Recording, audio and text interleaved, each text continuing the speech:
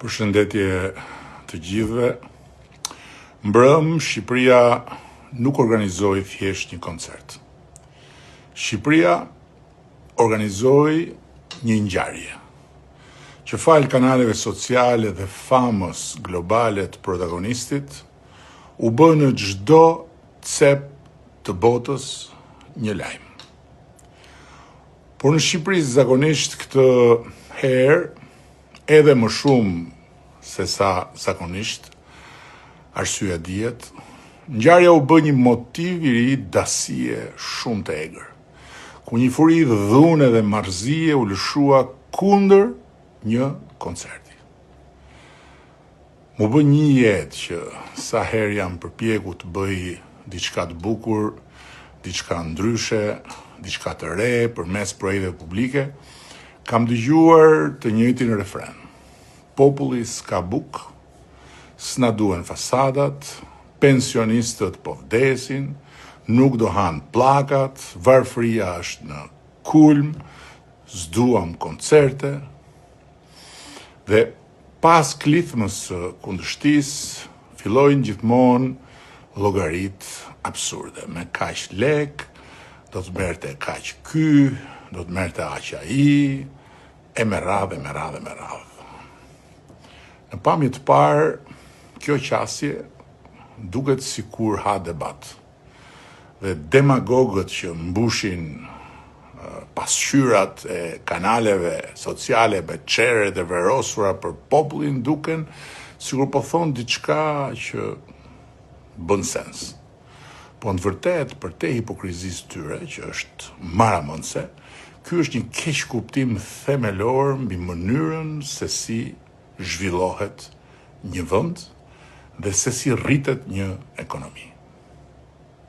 Sepse zhvillimi nuk është një buk me një masi fikse ku çdo euro që ndahet për një koncert i hiqet një pensionisti, i hiqet një smuri apo i hiqet një nxënësi.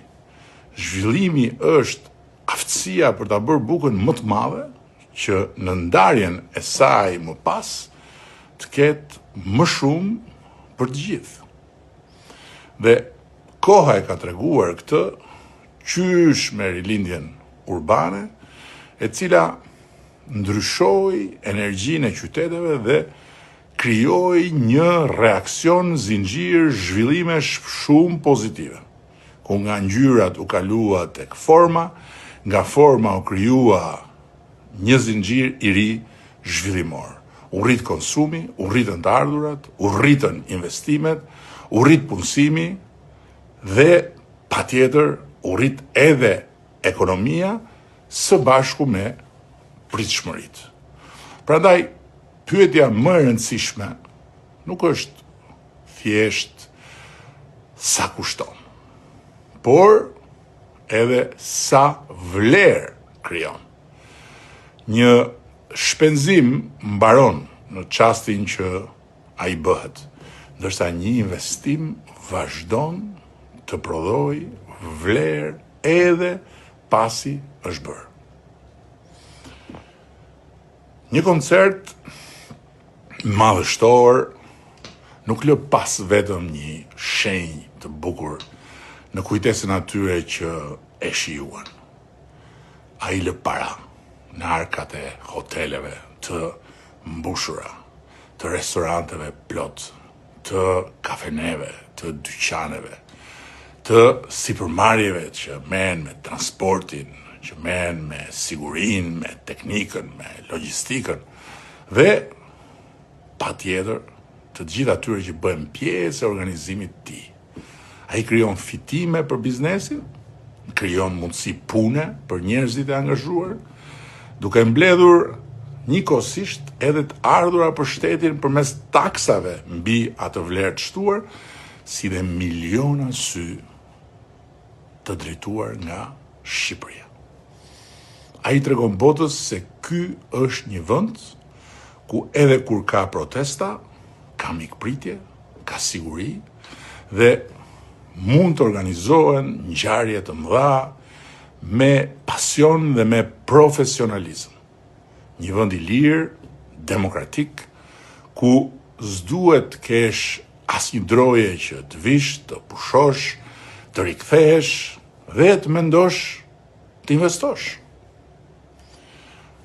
Parafituroni se si ka shkuar ky mesazh tek ata të huaj që kanë rezervuar të vinë në javët e muajit në vijim dhe ndërkohë ishin duke menduar anullimin e rezervimeve për pushime për shkak të protestës. Siç ndodhi në qershor, ku pas një maj fantastik, prurje të ranë, duke goditur në fakt ekonominë e shumë familjeve që jetojnë me turizmin.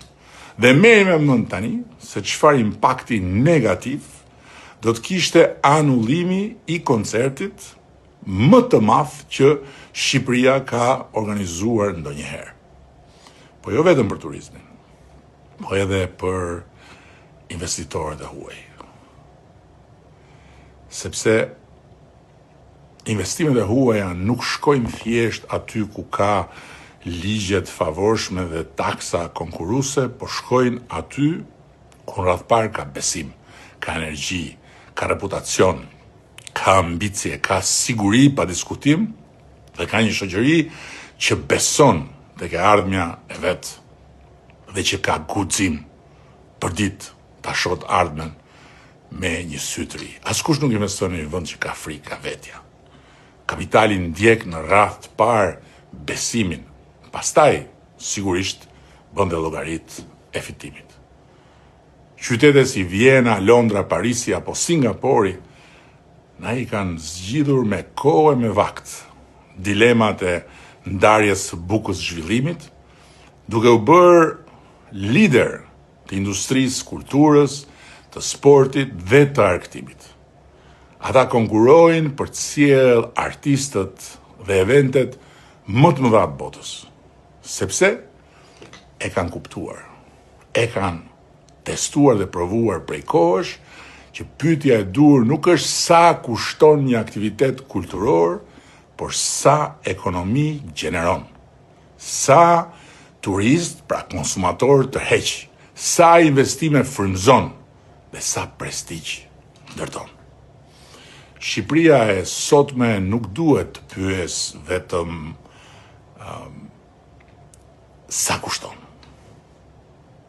Shqipëria e sotme që synon ligën e kampionëve të mesdheut turistik duhet pyes me patjetër sa vlerë krijohet nga ky investim. Dhe mos e harroni që ka një varfëri shumë më të madhe dhe shumë më të rrezikshme për një vend se sa mungesa e të ardhurave të mjaftueshme. Varfëria e aspiratave. Për një vend dhe për çdo. Kush është i varfër në aspirata është i dënuar të mbetet shumë më mbrapa se sa mundësitë që ai realisht ka, si vend apo si individ. Kush e shes çdo ide të guximshme si të nxituar. Dhe kush e shes çdo sukses si të dyshimt, nuk e lufton, po vetëm e ushqen varfërinë. Varfëria nuk luftohet duke mos bërë koncerte, po duke bërë edhe koncerte. Sepse një vend nuk bëhet kur dot i pasur duke menduar vetëm për barkun e jo edhe për shpirtin. Mirëqenia rritet duke krijuar vlerë, duke tërhequr kapital, ide, njerëz dhe mbi të gjitha duke qenë aktor protagonist, jo spektator pasiv të botës ku jetojmë. Pensionet nuk paguhen nga pesimizmi. Spitalet nuk ndërtohen nga refuzimi i çdo nisme të madhe. Mirëqenia nuk lind nga zvoglimi i ëndrave. Ajo lind nga guximi për të parë më larg, për të synuar më lart dhe për të krijuar më shumë vlerë, duke pasur kurajon gjithmonë për të guxuar më shumë. Dhe tani edhe 2 fjalë për 4 milionë eurot dhe për ata që bëjnë sikur nuk kuptojnë. Dhe ndërkohë që hedhin papushim, helm në vesht e njerëzve, nga pensionistët deri te më të rinjt, duhet të ekspozohen përpara faktit se po, ato 4 milion euro ishin investim. Po, ishin një investim i bërë minutën e fundit për të shpëtuar investimin shumë më të madh për Shqipërinë, për ekonominë e Tiranës dhe për mira njerëz nga mbi 8 vende të botës që i kishin prerë biletat për të ardhur këtu dhe mbi të gjitha një investim për të mos hapur një plagë të re mos besimi ndaj një Shqipërie ku i kanë sy të gjithë dhe ku do të mbaj fjalën që i garanton të gjitha aktivitetet ndërkombëtare dhe i garanton qytetarët e huaj që vinë në këtë vend. Por e vërteta e 4 milionshit është edhe më e plot se sa kaq.